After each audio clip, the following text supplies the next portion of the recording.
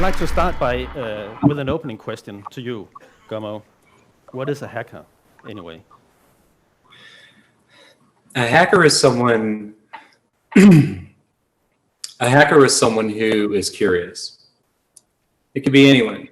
It could be you, me, your brother, your sister, your mom, dad, aunt, uncle, your neighbor, your teacher. Anyone can be a hacker. Being curious affords you that title. A hacker is someone who tries to figure out things in many retrospects. How does it work? What makes it work? What makes this work? Being curious, always asking questions. Being a hacker involves not set out with criminal intentions, but to uncover truths and discover answers. Being a hacker has many different meanings. The one that you don't want to choose with that reference is one that you see next to a headline with your name. Being a hacker has many curious paths to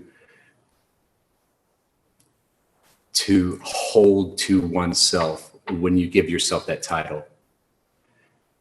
It doesn't matter what you do, whether you're building software, creating software, writing software, being a hardware developer, creating hardware, creating things, understanding how an engine works, understanding how electronic components work, understanding how someone else's software works.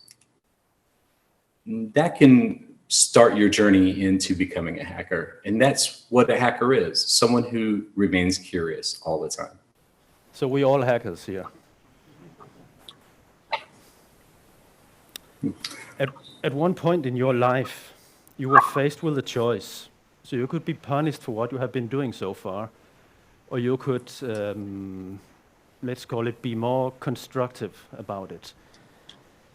Was that the first wake-up call you had? Did it never ever strike you before that maybe I'm on the wrong path here? No, I never had any idea that the things that I were doing would get me in a severe amount of trouble. In the 90s, when I began working with Boris Floric on cracking the DirecTV F card, I had no understanding of the consequences. All I wanted to do was just make some money, make a couple bucks. I never realized that there were other people involved along the way within the industry that had families, that their livelihoods depended on the things that I chose to compromise. And so that choice came really simple because at the time I had a 5-year-old son and a 9-year-old daughter. And there was no choice, there was no compromise. I wanted to remain free so I could take care of my children. That was the most important thing to me, and it has always been and forever will be, is my family. My son, my daughter, my wife. They were the most important, still are. And so that's when I decided to do the right thing, to demonstrate to my wife that, look how cool I was up until that point. I was able to do all this cool stuff. But then I got caught. And that really changes a lot of perspectives, including your own marriage. And when your wife of 7 years is looking at you in complete dismay, you know that you've let her down. I felt that I let her down. I felt that I let my children down. And the expectation of being arrested in front of them was right there. There were people going around my home with X-ray devices looking in walls. My wife was frightened There are men there with guns and suits, vans with antennas on them that no one could ever imagine. So the choice was very clear.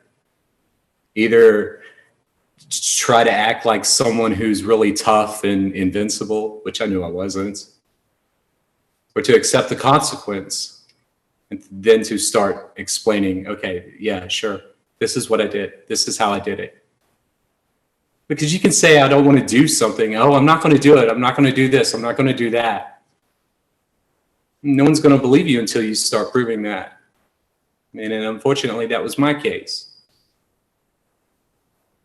I avoided jail, luckily. Some hackers aren't that fortunate. Thank you. There are a lot of consequences involved with making those decisions. Thank you.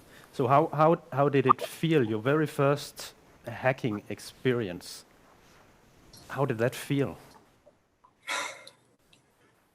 My very first hacking experience was amazing. The thrill, the rush. Oh my God, I can't. Some people tell me it's akin to taking drugs.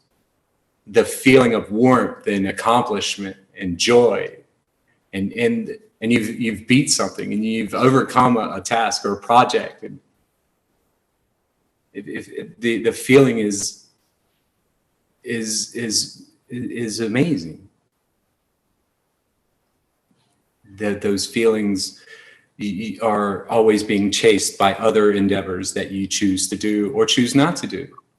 Whether it's an assignment through your job or it's a personal endeavor. We all seek accomplishments and reward for our endeavors. Yeah. Thank you. And Thank you. Sure. So, how does the picture look? Is everybody at risk? We're all screwed. Everyone in this room, in this theater, you're all screwed. Well, thanks for joining. I'm screwed. Everyone in this room has a phone in their pocket. In that phone, you have a computer chip. In that computer chip has a casing. Surrounding that chip is a casing of maybe dielectric metal, some exotic ceramics. And it's only one day and a microprobe away from someone like me understanding what makes that chip function. And everyone in the room here has the same capabilities. It's expressing and understanding and engaging the knowledge that you wish to obtain to attack certain systems. The promise of security is a false narrative that companies and people like to tell you to have you think that everything is secure. Companies that make phones and computers and hardware and even software. Oh, this is the latest, greatest AI-based blah, blah, blah, and it's going to protect you. And it won't. It may protect you for a few hours, but tomorrow, most likely, the chances of that technology becoming outdated and deprecated are quite high. There's nothing secure in this world. There's no food security. There's no money security. There certainly isn't any cybersecurity. If there was, you wouldn't be listening to me talk. The narrative that everything is secure needs to be understood, that everything can be broken. Everything can be broken. If you have a chip in it, if it has a power switch, if it's powered by something, the security is already being broken by someone. Yeah, so everything will eventually be broken, get broken. Most times they come out of the box broken or insecure. That's correct. That's a pretty scary picture of the world. Should we start educating? Should this somehow flow into the way we educate our children, the educational system in general? our children already know the vulnerabilities that exist. We knew them against our parents when we were young. We all knew how to fix the TV. We all knew how to program the VCR when we were young, for those in the room that remember a VCR. We all know, the children today know how to fix tomorrow's problems. It's the capacity that we give to those who wish to fix those problems prevents the problems from being fixed today. You can create bug bounty programs and you can create educational components till you turn blue. But what happens when that one person in an HR department clicks that link that deploys ransomware on your organization's network? It'll always be the human component, no matter how solidified your hardware and software systems are, whether you air gap them. And those that need to understand that must understand that to remain secure in the future. So I have a feeling that hacking or what we're talking about here, that it has lost its innocence at some point. It's at a completely different scale today. And it is. Especially how the world looks right now as we speak. It is. When I was a young hacker in the 80s and 90s, it was a gag, right? You could open up someone's CD-ROM drawer, or you could send them a JavaScript button that would endlessly click a pop-up. That was a gag. That was fun. Even when I was in middle school, before I quit, I would log into the school's resource systems, the lunch menu system. I would change the lunch menu to suit me. I love the Krispy Kreme donuts. I would change the menu for donuts that morning.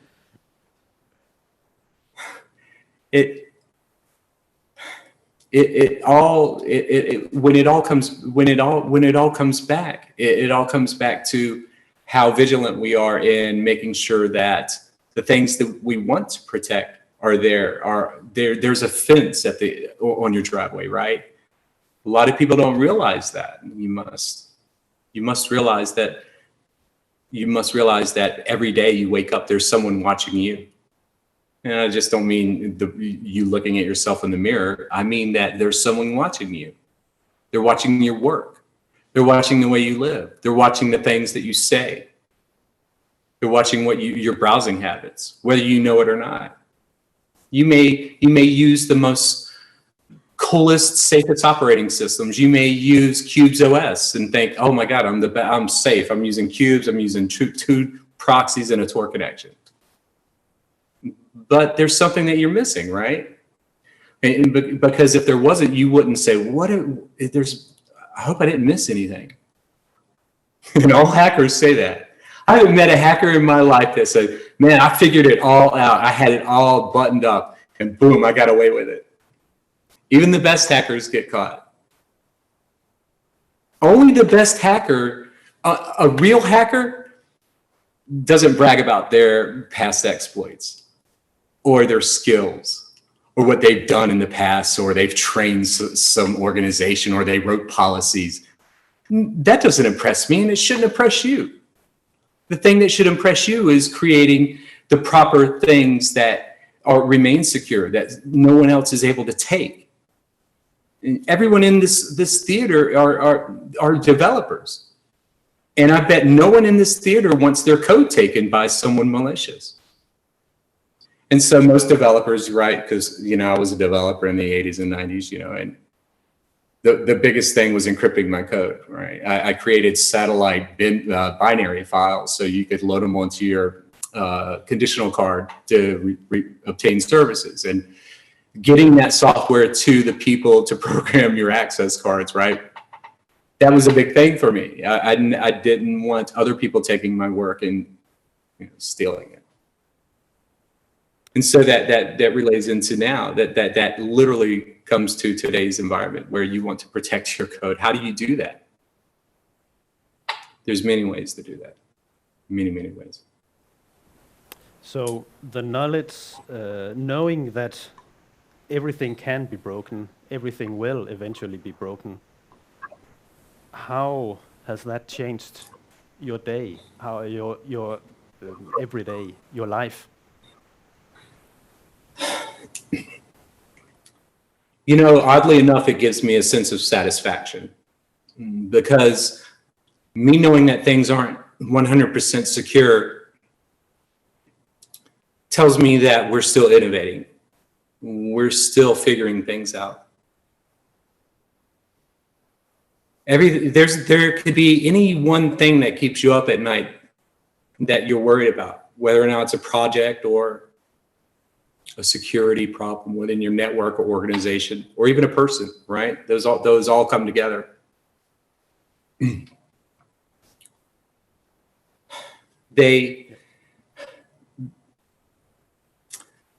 the problems arise, how do you deal with it? What's the best way to deal with it? What's your plan?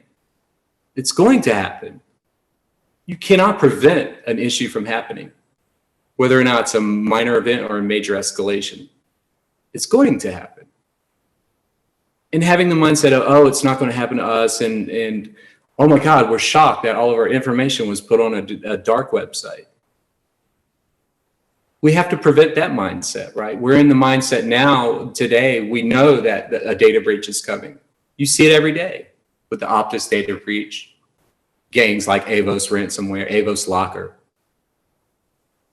You cannot prevent that because once one person goes away, another reemerges. Two more reemerge. How do you stem that? How do you stop that? Right? That's what people, they're just, oh, how do we stop this? There's many ways to stop it. Creating a super clustered system for an organization, yeah, that works. But who has the resources? How many people in the room has the resources to create a supercluster for their organization, just to create a 3-tier environment, a dev, UAT, and production environment? Who has access to that in their room? In this room, maybe a handful of people that represent large organizations. What about the rest of us? What do we do? Yeah, so what should smaller, mid-sized companies, what should they do? Take the key advances from the larger companies. You can scale the initiatives down to a 1 to 2 man team. 1 to 2 person team. And the scalability goes all the way down to where it began. When ideas begin, they begin small. Things that work great for large organizations work great for small organizations. You have large organizations right now implementing post-quantum cryptography. Why isn't your organization researching those fundamentals and capabilities? Oh, because you don't have enough manpower? Well, when will you have enough manpower? When there's a breach? It takes a lot of perseverance and determination to overcome the security nightmares that face each and every one of us. You can prevent them, but you can't prevent them sitting at home on a remote day. You have to be literally hands-on. You have to be in the field, in the trenches with everyone else, working hard at solving these complex problems on any scale. It takes a lot of awareness. It takes a lot of determination and a lot of innovation. And speaking previously, we need to listen to our younger generations. The younger people, right, who give us the ideas, who are able to actually identify these breaches, these things in life that cause problems. You would be surprised. Ask your child how to fix something on your iPhone. I bet you they know something that you don't. Ask them. Oh yes, So, you bet. Yeah. Yeah. What's your opinion about social media? My opinion about social media. Social media has removed the human touch-feely portion of who we are. When I was younger, right, and I hate saying that, it's so cliche, when I was young, blah, blah, blah. but it's true in this instance. When I was younger, when you wanted to go meet someone, you would go to a function, right? You would go and you would touch someone, you would have conversation, hug, squeeze, show affection, shake hands, dance. Now we all just open up a mobile phone and see who's at the function. And then we enter into these control platforms, and I'm going to name them: Twitter, Facebook, Snapchat, all of these things that everybody uses. I don't use them because all they do is they are a way to channel your rage. And on every social media, on almost the majority of social media users that I see, they're complaining about something. They're upset about something. And not once do I see someone just sit there and go, man, it was a great day. I think social media is removing the social component of who we are. And I think it's really destroying the fabric of what we know on how to interact with each other. And I don't think it's a good thing at all. And I think companies that capitalize on social media platforms should be ashamed of themselves. So what's the reason with, no, let me put this another way. Why is it that we are willing to give away sensitive information in random apps we download, we install? What's wrong with us? There's nothing wrong with us. It's what we believe. It's what we think we believe. Everyone in here has a wonderful brain. You're able to think clearly on what you wish to do. What encourages you to use that app? Is it a function of necessity, or is it a function of wishing? Do you just want to see who's doing something somewhere? Why not get in a car or take a bike ride and go see?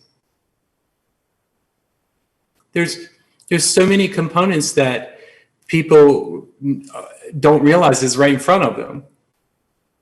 The things that we need to make a better future are here with you today.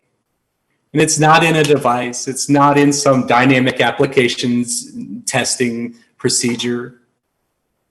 It's all within us. It's all within our willingness and our ability to look past the things that are making us consume.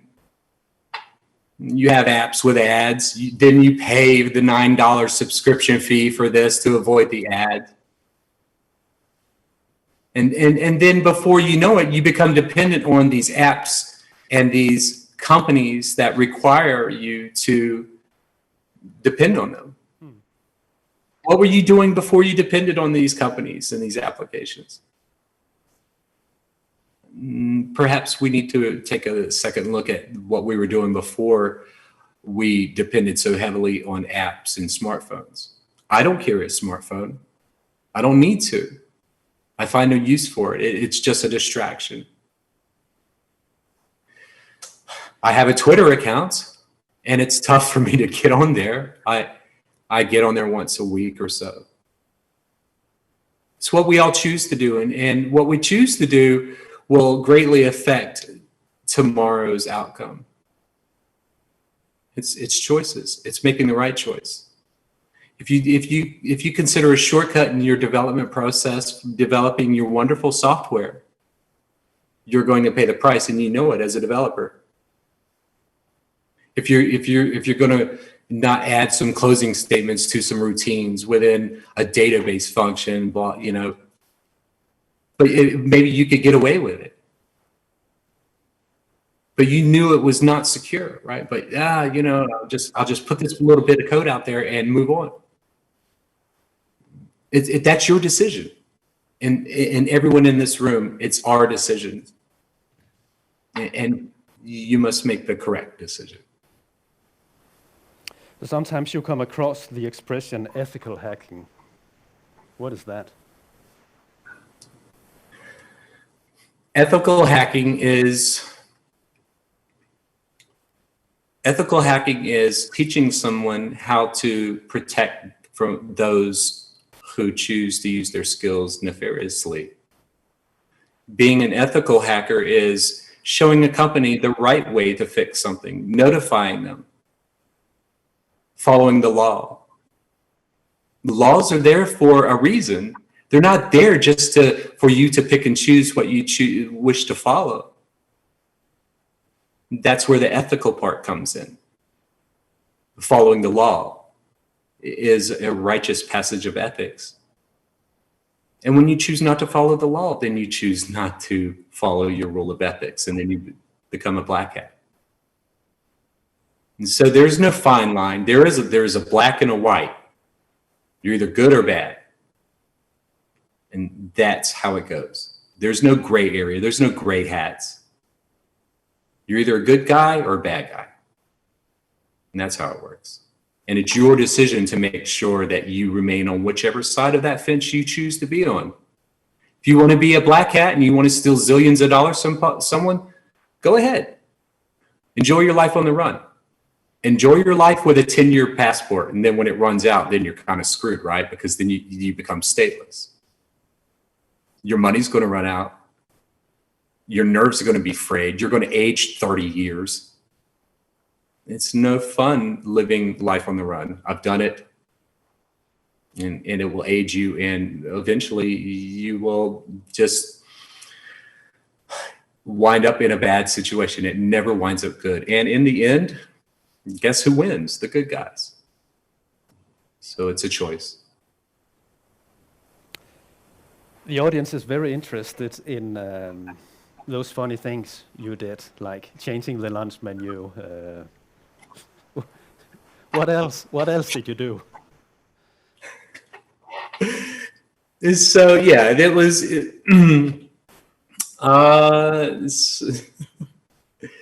Many things back in the 90s. Okay, for one instance, I got really upset. Right, I love. For those of you who have never heard of it, everyone has heard of KFC, but here in America we have Popeye's fried chicken, and I love Popeye's fried chicken. It's a Southern delicacy, and it's just wonderful. And when I was 24, 25 years old, I ordered some Popeye's chicken, and I received horrendous service. It was awful. I was just so upset. You know, I lost my $6.99 for my 2-piece meal. And so I wanted revenge. I'm like, nah. And so I launched a program. It was called PageFuck, right? It was a program to where you could put in 100,000 pager numbers and put a target number. And then it would dial hundreds of thousands of pager numbers and have them call the one number. In a sense, DDoSing a business, right? Denying the service of business, because their phone would ring thousands of times until you stopped it. It was lighthearted. It was fun. I did it for a few hours, and then I went back to the restaurant to reorder some food, and their phone was ringing. They were upset. Everybody's just on edge. And I said, "What's wrong? You guys are a little busy today." And they were not having a good day. And I made my order, and throughout the chaos, I'm just chuckling. I'm like, yeah, well, that's what you get. So little lighthearted comedic things like that. Okay, how does an average working day look for you nowadays? An average working day for me begins at 4 a.m. and it ends around 8 p.m. On any day, I spend 16 to 18 hours working. I'll get up in the morning. I will check my routes. I have 7 computers, and each computer has a target route of systems, clients, corporations, interests. And then and then if there's a security issue, I will begin to address it right then and there at 4 a.m. But typically I will check for threats for a few hours in the morning, and then I'll do some exercise, and then I will get right back to it. And then I'm meeting with clients and vendors. I'm training employees. I'm looking, and then I begin the real work. I begin looking at logs. I begin looking at logs in my SIEM systems, my firewalls. I begin looking at my software development logs and my Scrum charts from my software developers to ensure that the processes, all of my development processes are being adhered. Then I take the logs and I extrapolate any potential threats, and then I do further examination on those threats. And then after I'm done examining for logs and threats, then I begin reverse tracing. If I find an IP or a threat, I begin tracing the origin of that threat to find out where it came from. Is it a significant threat? Has it been reported? Does it have a CVE token? Has it been seen before? And then I will categorize those threats. And then I will begin to merge those into a pile of serious threats to be addressed. And then I'll spend my rest of the day tracking those IPs, those threats down. And usually it's about late afternoon by the time I'm done examining threats, including malware, connection logs, suspicious traffic routes, packets, etc. And then I'm tired. It's been 12, 13 hours. And then I need to take a break. So I eat, do a little bit more exercising, and then I go to sleep. And then it begins all over again. And it's 7 days a week. A lot of people think that, here's the common misconception. A lot of people think that, I'm a billionaire and I'm just driving around in Lambos and Ferraris. That's nothing that could be further from the truth. On a day-to-day average, this is what I do. I'm solving problems. I'm trying to find out who created the latest malware that's infecting an organization and how to prevent it.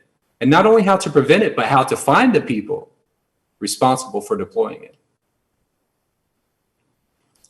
I work with law enforcement. I work with organizations. I work with people. I field calls from every walk of life: doctors, lawyers, politicians, heads of states, celebrities. It doesn't matter. And so every day is a new challenge. Every day there's something new that arises. I had a police department recently reach out to me where someone recorded the interaction with their cell phone. And then they took that video and then they manipulated it with AI, DALL-E 2. And then they tried to press charges against the officer for an AI generated video that showed something entirely different from the traffic stop. How do you prove that that's an AI video? These are my challenges each day. AI generated audio, video, images. Those are emerging threats. Stenography-based malware that comes embedded, it comes embedded in images and additional files. These are the threats that I'm looking at every day and trying to understand and put some logic on how to eliminate it in the future. And so that's a typical day. Thank you. Were you ever confronted with a hack, with a challenge where you said, no, I'm not going to do that? Yes, all the time. I get asked all the time to break the law for someone's benefit or gain, or they're jealous, a former jealous lover, etc. That's where we must know what is right and what is wrong. I certainly understand those concepts, and so each day I'm presented with questions on, hey, Gumm0, can you break the law for me because I'm mad my girlfriend left me and took off with my Bitcoin? That's not my fight. You shouldn't have put yourself in that position to begin with. Yeah, every day I'm asked to break the law, and each day, every day I have to make the right decision on not to break the law, and I'm glad that I choose to do the right thing. Did you ever consider going into politics? No, no. I've had a lot of people tell me that I should. No, absolutely not. Thank you. We are slowly approaching the end here. There's been a dystopic tone to many of the things we've been talking about here. Let's conclude with a good, positive final remark. Good advice for the audience here. Good advice. Well, even though we're all screwed, there is a bright future for each and every one of us.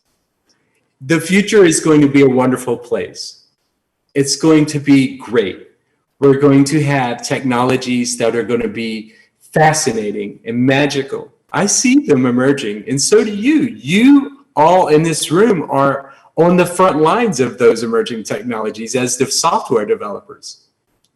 And you all know that we have a wonderful future waiting for us. Yeah, there are a lot of bad things and a lot of bad people in this world. And there's always going to be people like me and others to put them people in their place. And we will, and I will.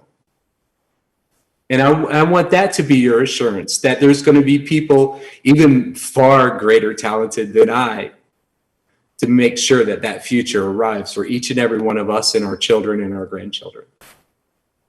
And so understand that there is a wonderful future. The sun will continue to shine. And not everything will be doom and gloom and sad. And it's coming. We just have to keep our eye out for it. And I think we all have that opportunity and capability to do that. It's easy to do. Thanks a lot. Thanks for joining us. Everybody, please, a very visual applause here.